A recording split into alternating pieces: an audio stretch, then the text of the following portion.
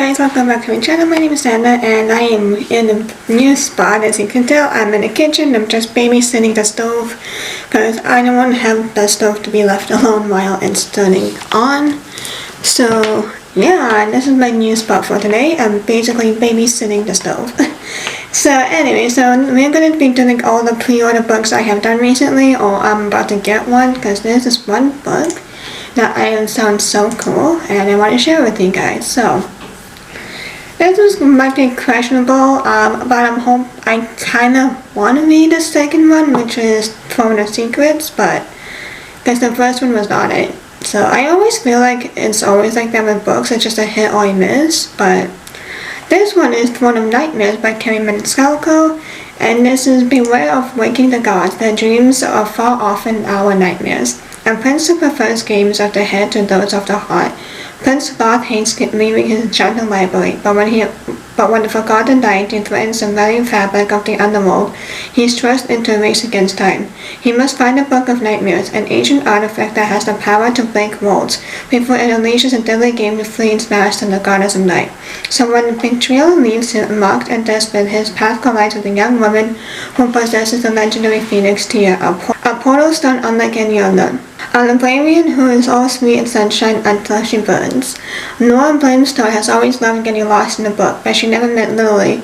Yet, after missing a traveling cavalry, she quickly finds herself transported to a terrifying but oddly familiar world, with the worst twisted prince at her side. Realizing they are living out of her favorite novels one by one, they face off against an increasingly dark magic as they try to survive the story.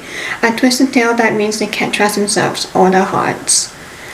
As Laura and Sloth navigate the pages of her beloved novels gone wrong, she must channel her inner main character to defeat the Book of Nightmares before the wall between the gods and mortals come crashing down, dooming them all. So this actually sounds really promising, and I actually want to read it, but we will see how the sequel goes. My next book is Nobody's Quest by Alyssa Day.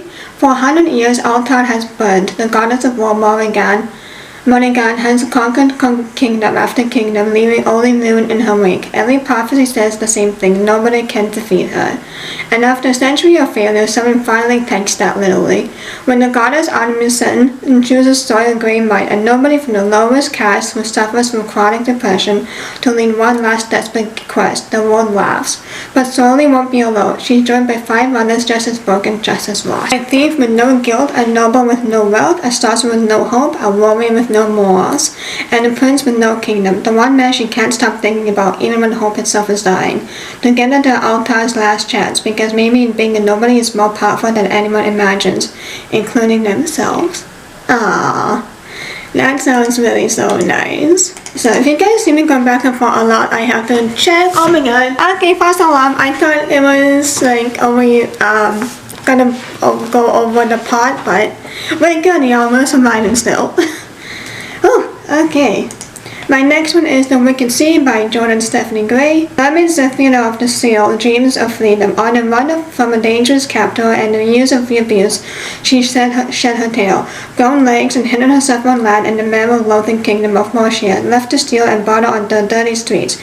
But her freedom is short-lived when she's caught and sentenced to death by the brutal warlock Arion Stone. Arion is as beautiful as he is cold and deadly, only interested in punishing the marrow he views as evil. He has grown as strong as any warlock might, but at great personal cost, which can only be remedied by the heart of the god of death, and lost her favorite kingdom beneath the ocean's treacherous depths. So Arion offers Zephyra a deal she can't refuse: help him find the mystical heart, and he will spare her life. With no other option, Zephyra agrees, and telling their souls and forbidden desires in the magical bargain until death do they part. But Zephyra's past is catching up to her, and the enemy she fled to seek vengeance. If Zephyra and Arion can't learn to fight together or trust each other, there are worse things awaiting them than just death. Of course, in the Wicked Sea, everyone has secrets, and no one should be trusted. Woo. Okay, so, alright.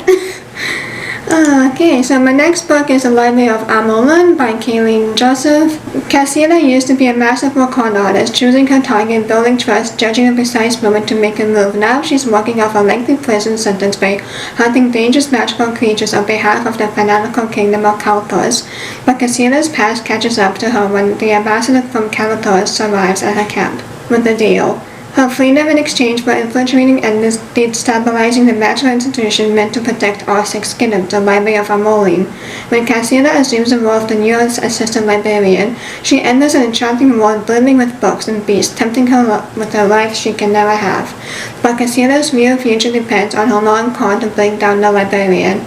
Unfortunately, Alistair is as prickly as he is handsome, and his monstrous secrets are about to catch him up with them both. My next book is A Stage Set for Villains by Shannon J. Spann. The gods are dead, all that's left are the players.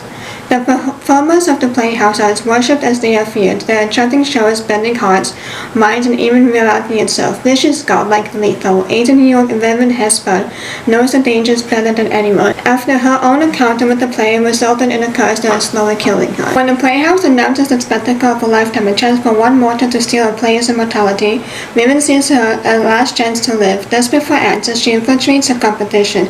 There she finds Jude, the playhouse villain, merciless lead player, whose charm is as dangerous as his craft, and strikes a deadly bargain to save her life.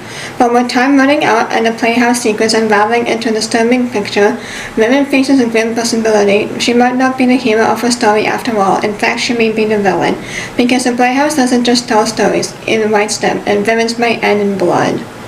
Ooh, that sounds really nice. So, I'm excited for this one, really. My next book is The Golden Hatches by Catherine Quinn.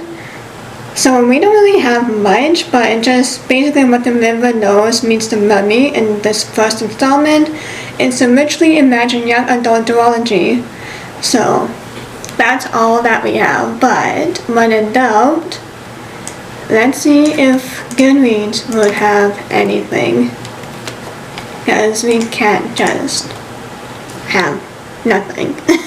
Especially with the really pretty cover. Like, that is such a pretty cover.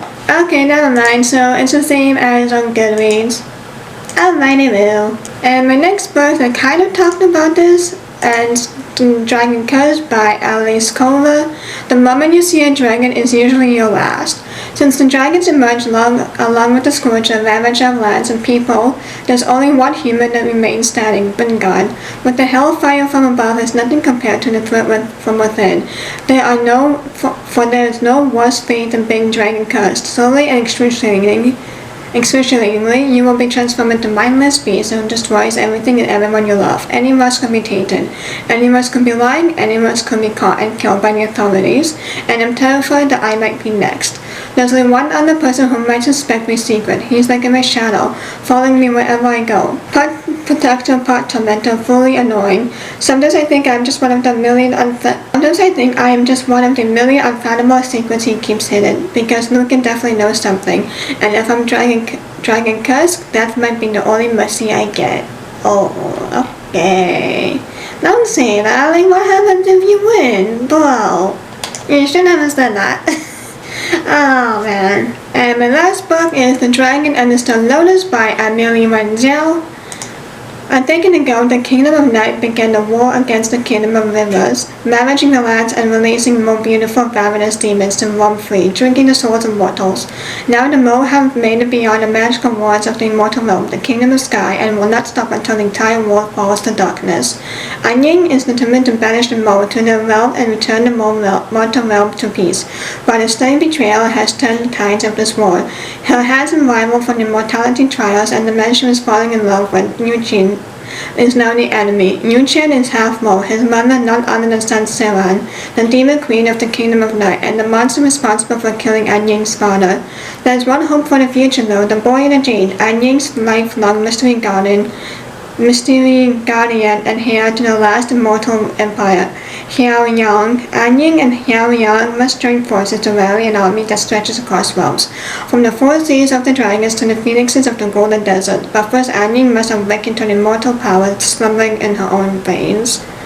So I have yet to read The Scorpion and Night Blossom, which she is also the author of. I don't know if this is a sequel. I think this is. Yeah, this is the sequel to The Scorpion and the Night Blossom. So that's exciting. So those are all the books that I have pre-ordered, or I have a few that I want to pre-order. Let me know if you guys have done any pre-ordering, and please like, comment, subscribe so you know for every time I post. I will see you on my next one. Bye!